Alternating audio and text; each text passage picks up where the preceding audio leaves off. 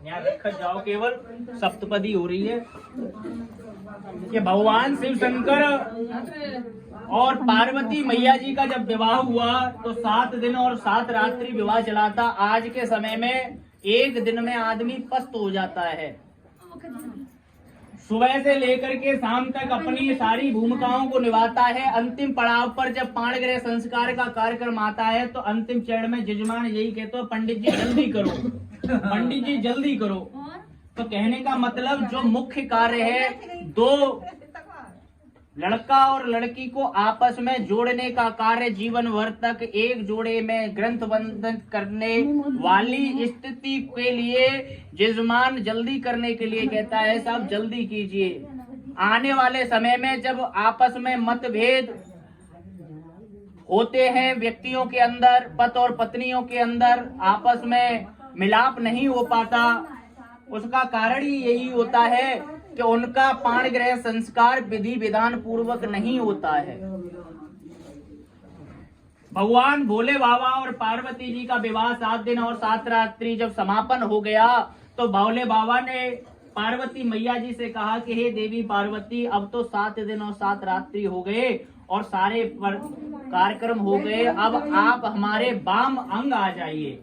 अभी इनके ये सीधे हाथ पर बैठी हुई है और इधर वाम अंग आने के लिए क्या नाम भैया, शैलेंद्र जी ने, इनका नाम क्या है, तमन्ना जी से कहा। शैलेंद्र जी ने तमन्ना जी से कहा कि तमन्ना जी, अब ये सारे कार्यक्रम हो गए, अब तो हमारा विवाह संपूर्ण हो गया, अब आप हमारे वाम अंग आ जाइए। तो तमन्ना जी शैलेंद्र जी से कह रही हैं, यहाँ पर शैलेंद्र और तमन्ना जी के विवाह का कार्यक्रम हो रहा है, न कि भोले बाबा और पार्वती जी के मैया का। भोले और बाबा और पार्वती मैया जी के अनुसार ही जिस तरीके से विवाह हुआ था उसी पद्धति पे हम चल रहे हैं, उन्हीं विधानों पर हम चलते हुए आ रहे हैं, उन्हीं के अनुसार हम विवाह कार्यक्रम करवाते हैं। तो कहने का मतलब शैलेंद्र जी ने तमन्ना जी से कहा कि हमारे वाम अंग आ जाओ। तो तमन्ना जी ने कहा कि महाराज मैं आपके वाम अंग कैसे आ जाऊंगी, मैं तो अभी कुंवारी की संज्ञा में हूँ और मेरी शादी अभी नहीं हुई है। तब तो भोले बाबा एकदम से खिसे आएंगे, हमारे शैलेंद्र जी खिसे आएंगे कि रात से लेके और सवेरे होएगो और पंडित जी ने जाने कितने रुपया खींच ले और इतने नाऊ ठाकुर ने जाने कितने खींच ले और इतने बीते जाने कितने चले गए और तुम कह रही हो कभी ब्याह भी ना हो। ताने मारने नहीं है ये, देखो 7 वचन कहने में 1 मिनट लगेगी। जब तक विस्तार और मनगढ़ंत कहानियों को जोड़ते हुए नहीं सुनाया जाएगा तो ये जाए के जनते उठ ना पाएंगे, बातें पहले भूल जाएंगे और जिस चुटकुला संग में होंगे तो पंडित जी की याद आ जाएगी कि पंडित जी ने ऐसे करके सुनाए, तो वो उन वचन ने याद रखेंगे। यहाँ बैठे वो एक व्यक्ति वो एक वचन सुना सकते हो कि हमें जो वचन सुनाए हो मेरे अपने वचन किसी को नहीं याद रहते। वचन सुनाने का मतलब ये नहीं है कि मैं संस्कृत में बोल दूं और वचन समापन हो जाए। वचन को जब तक अपने जहन में नहीं डाला जाए, परिवर्तन में अपने जीवन शैली में नहीं डाले, तो उन वचनों को भरने से कोई मतलब नहीं है। तमाम हवन करवाते हैं, उनका पुण्य कार्य किसी को नहीं मिलता है।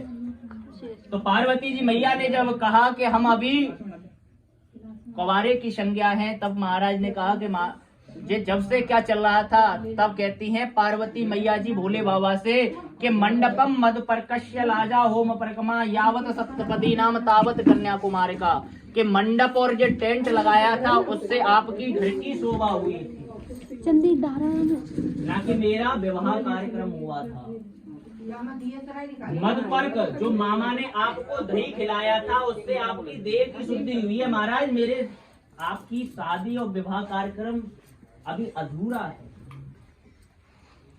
लाजा होम परिक्रमा, आपने जो हवन किया है उससे देवता लोग प्रसन्न हुए हैं, उनको जो आहुतियां दी हैं, मैं प्रसन्न नहीं हुई हूँ, मेरी शादी अभी अधूरी है। 7 परिक्रमा जो आपने दी हैं, जिसे कहते हैं कि साहब 7 फेरे ले लिए, 7 वचन जो आपने लिए हैं, 7 वचनों से मेरी सादा विवाह कार्यक्रम पूर्ण नहीं हुआ है, इससे तो अग्निदेव प्रसन्न हुए हैं। तब महाराज कहने लगे कि हे देवी पार्वती जी, तो ऐसी क्या चीज अधूरी रह गई जिससे कि आपका यह कार्य अभी अधूरा है। तब कहती है देवी पार्वती जी कि हमें कुछ आपसे वचन चाहिए, हम आपसे 7 वचन लेना चाहते हैं। अगर उन 7 वचनों को आप जीवन पर्यंत आप हमें निभाओगे तो हम आपके वाम अंगाने के लिए तैयार हैं।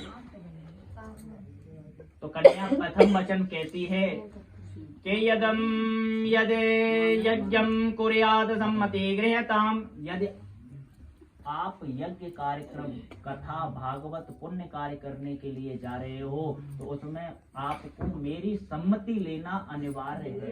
ऐसा नहीं कि पंडित जी नौते आओ और घर आए के जब पंडित जी घर पे आ जाएं तब पंडित जी कैसे आए साहब भैया जला लो जाए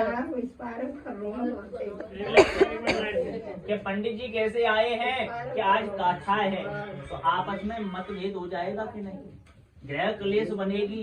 तो इसलिए अगर किसी भी यज्ञ कार्य के लिए आप करवाने के इच्छुक हो तो अपनी अर्धांगिनी से और मेरे से अगर अनुमति लोगे और पूछोगे तो मैं आपके वाम अंगाने के लिए तैयार हूँ। द्वितीय वचनम यदि दानम कुर्यात मम सम्मति गृह्यताम, आज तक आपने खूब मुट्ठी भर भर के अपनी बहन भांजी आदि किसी को भी दान दिया, मुझे इससे कोई परेशानी नहीं है, पर आज के बाद में मैं आपकी अर्धांगिनी बन करके जाऊंगी। अगर आप कोई भी दान करोगे तो उसमें मेरी सम्मति लेनी पड़ेगी आपको कि मैं इनको इतने रुपए दे दूं या नहीं दे दूं, कितने रुपए दे दूं। हो सकता है कि आप देना चाह रहे हो उससे ज्यादा भी कह सकती हैं वो आपकी अर्धांगिनी के नहीं जी कम है और आप इतने रुपए दे दीजिए, इतना दान कर दीजिए।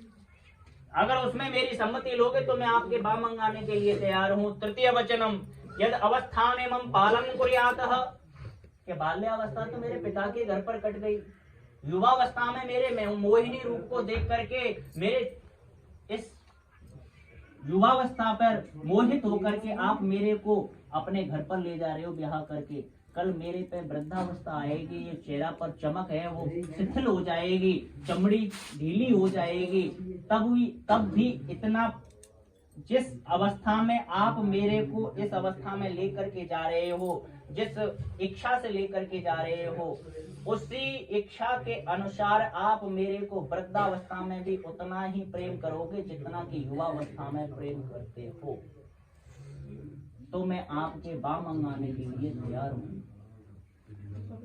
धनाद गोपनम मम सम्मति कृताम, पहले के समय में कुलवन में मटकन में धने भर के और आदमी धरती में गाड़ देते और किसी को बताया नहीं और चले गए, जैसी राधे हो गई और वो धन बाद में कहते हैं कि साहब हमें तो धड़ों मिलोगे। पहले के पुरखा ऐसे ही करते क्योंकि जमा इन्वेस्ट